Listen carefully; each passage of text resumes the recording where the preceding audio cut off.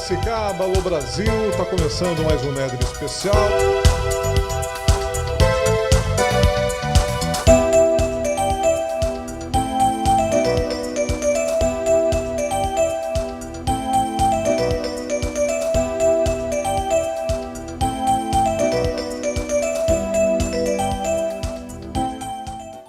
Alô Piracicaba, alô minha gente, nós estamos aqui no Instituto Atlântico de Ensino. Daqui a pouco faremos uma entrevista com o brilhante jornalista Ricardo Viveiros, um dos nomes mais experientes do jornalismo brasileiro, uma carreira fascinante. O Ricardo Viveiros vem fazer um bate-papo com alunos e alunas do Atlântico e nós vamos conversar com ele também sobre ditadura, sobre o Brasil, sobre o futuro e, acima de tudo, sobre esperança e sobre democracia, é claro. Fique ligado, o programa está começando agora.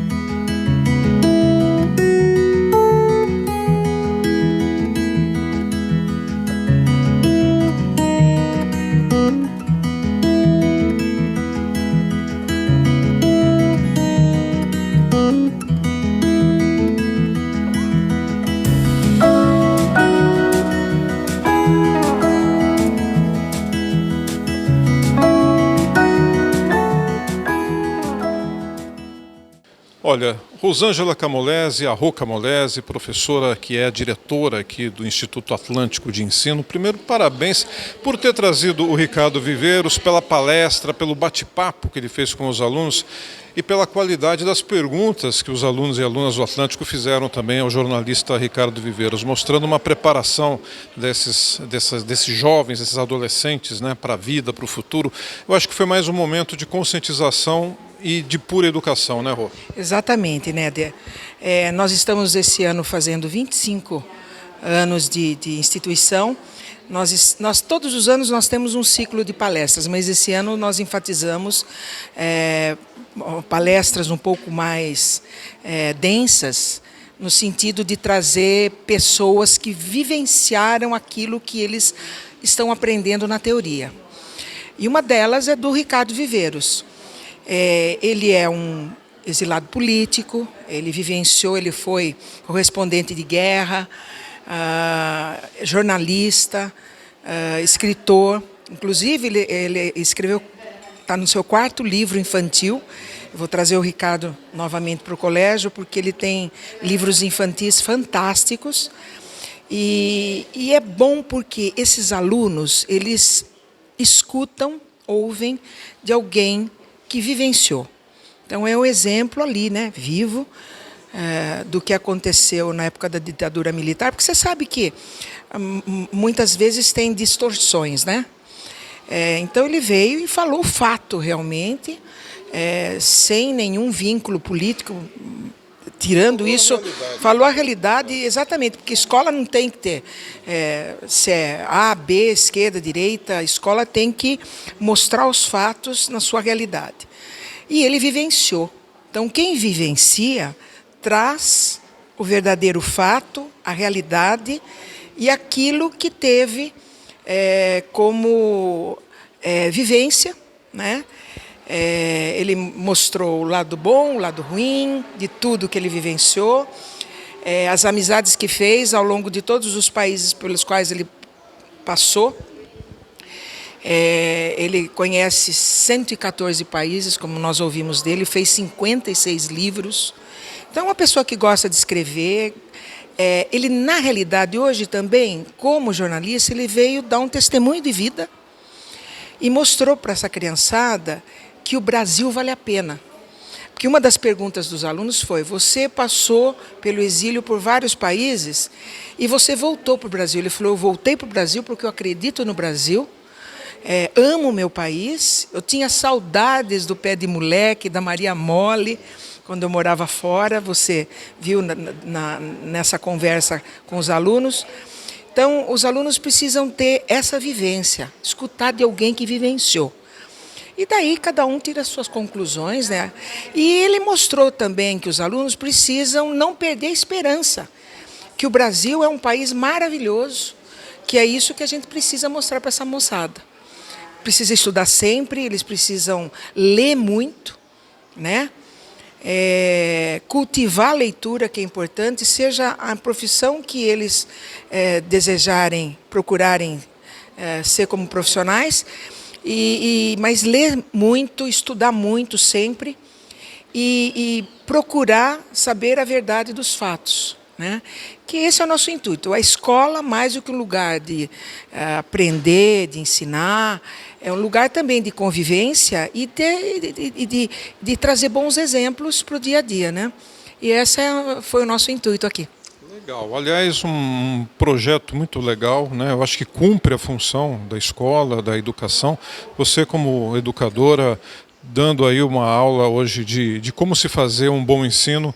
E, mais uma vez, né? Que bacana essas perguntas, todas elas inteligentes, bem colocadas, mostra que são adolescentes bem preparados, né? Que estão aí no auge do conhecimento. Rô, sucesso, viu? Obrigada, Néder, para você também.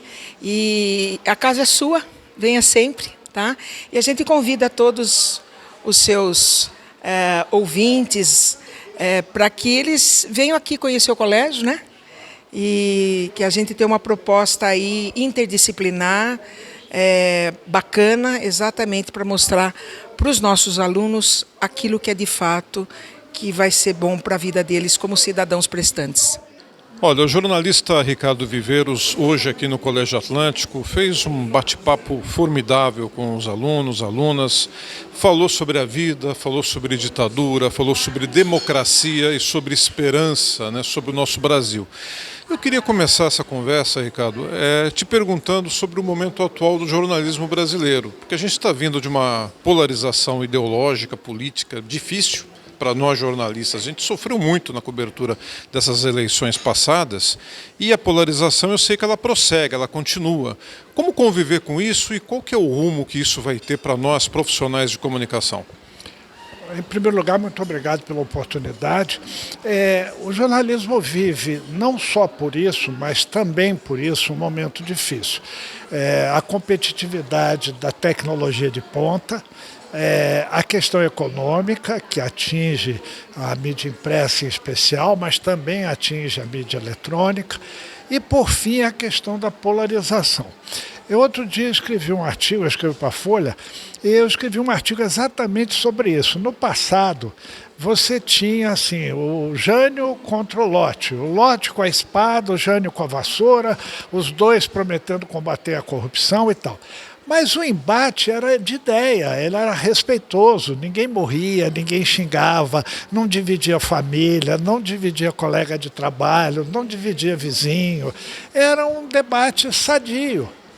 E nós fomos piorando, mergulhando naquilo que eu chamo de cultura do ódio, que é um dos artigos que eu publiquei na Folha e que faz parte desse meu último livro, que gerou o nós contra eles. Quer dizer, o que a gente já via por cultura, por educação, por evolução superado, patrão versus empregado, brancos versus negros, gordos versus magros, sei lá o quê. Hoje tudo gira em torno de uma guerra desnecessária, de um embate desnecessário. E o jornalismo foi muito prejudicado, por quê? Porque o último presidente da República agredia as jornalistas, os colegas, né, as mulheres, e também os homens, de uma maneira brutal. Ele queria... Eu tenho uma frase que é famosa já, que diz o seguinte: a imprensa não existe para governantes, a imprensa existe para governados.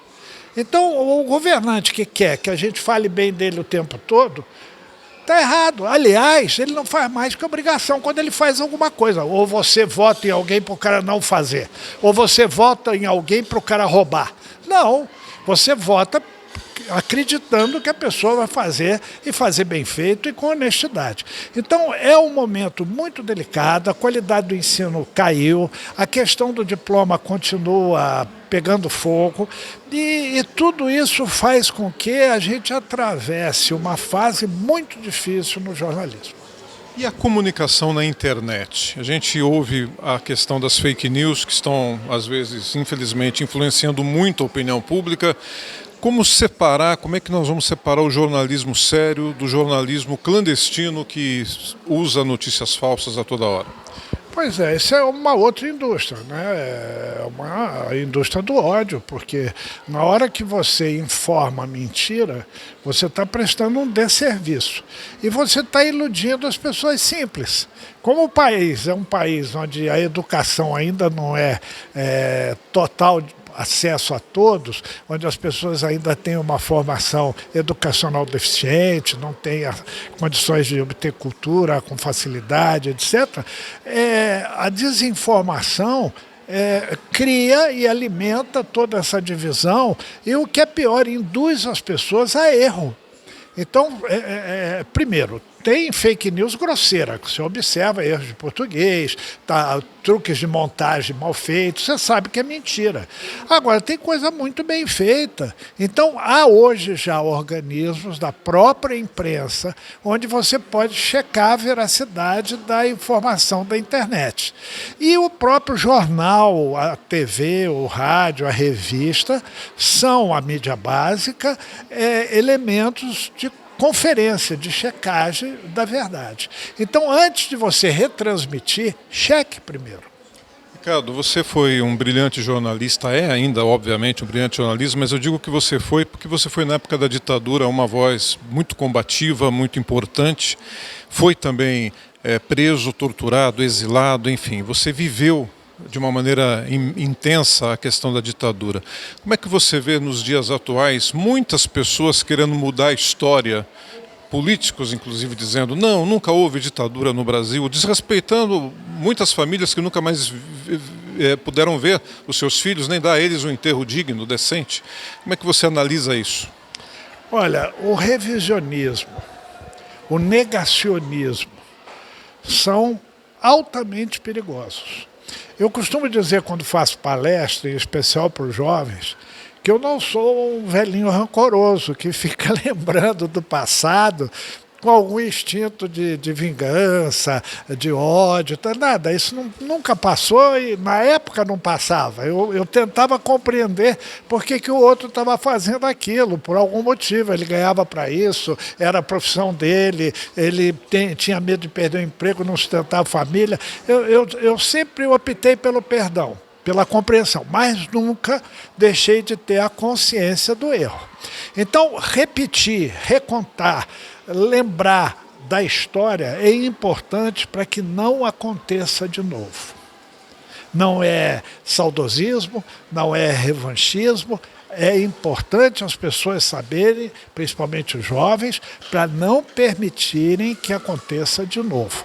Agora, nós estamos nessa onda de nós contra eles, que é uma coisa terrível, divide o Brasil, não ajuda o desenvolvimento. O país tem problemas seríssimos. O novo governo tem enfrentado como pode, recebeu um caixa quebrado, recebeu uma série de problemas, mas se nós não ajudarmos, dando um voto de confiança, vigiando, mas dando um voto de confiança, é muito pouco tempo, é menos de um ano. Ou a gente acredita no Brasil, não é no governante, é no Brasil. Vamos, já que ele foi eleito, aqueles que são contra, que não votaram nele, já que ele foi eleito, que ele está lá, e democraticamente, voto livre, direto, secreto, vamos aceitar, né? E vamos tentar apoiar para dar certo. Torcer contra é uma burrice. Você está torcendo contra você mesmo, contra os seus filhos, seus netos, seu futuro. É absurdo. Olha, o livro Memórias de um Tempo Obscuro, que o Ricardo Viveiros está trazendo hoje para apresentar também nessa sua visita aqui no Atlântico, traz aqui boas reflexões de tempos sombrios, realmente. Então, são os últimos 5 anos de nossa história, e aí tem um elemento interessante. Na época lá, cada fato que está aí relatado, você viveu sob intensa emoção, né? E sem as informações totais, você, aí é que está, pela uma fake news, entendeu de um jeito, enfim. Então, esse livro traz os fatos do passado e contados no rigor da realidade, e com dados que na época não tinham. Então é uma releitura do nosso passado recente e com coisas até divertidas. Tem aí artigos que você vai dar risada, tem artigos que você vai se emocionar. Ele não é um livro negativo, ele mostra também o lado positivo das coisas, toda a luta da Covid, a reação positiva à Covid, a vinda da vacina, etc. Então é um livro que ao mesmo tempo é de história, mas ao mesmo tempo é gostoso de ler, saboroso de ler, porque são crônicas, são comentários a respeito dos fatos. Maravilha. Parabéns pelo trabalho, pela sua história, e agora estreia na TV Cultura. Quando que nós vamos poder te assistir na Cultura? Então, dia 27 deste mês de outubro, sexta-feira, às 23 horas, na TV Cultura, Brasil, mostra a tua cara. Eu dei muita notícia ruim a vida inteira, agora eu vou mostrar um Brasil que ninguém conhece e que está dando certo. Aí depois de 25 anos, nós mudamos o logo para esse. Que agora, esse ano nós estamos fazendo 25 anos. Uma vela. Exatamente, é o Marco a Vela. Por quê? Durante esses 25 anos, os nossos alunos já estão navegando e muitos deles já cruzaram o Atlântico para estarem na universidade. E com a sua ajuda, nós vamos estar cruzando mais e mais, né, alunos, exatamente com pessoas como você, que trazem a sua experiência, o seu exemplo, que eu tenho certeza que todos gostaram. Então, muito obrigada. Falar só uma coisinha de despedida. Vou voltar ao Dr. Ulisses Guimarães, o senhor das diretas, que tem também uma contribuição importante com a história do Brasil. Ele detestava a ideia de velório, ele detestava a ideia de enterro. E uma vez falando sobre isso, ele disse para mim assim: como você é jovem, você está autorizado. Isso não vai acontecer, mas se um dia eu passar dentro de um caixão, você pode falar, aí vai um sujeito contrariado. E ele caiu de helicóptero no mar, acharam todo mundo que estava no helicóptero, menos ele. E ele não teve velório nem enterro. Eu fiquei arrepiado anos depois, porque eu ouvi dele falar isso, que ele não teve um enterro. Bom, então eu autorizo vocês a dizerem todos que são meus netos, tá bom? Tchau, um abraço.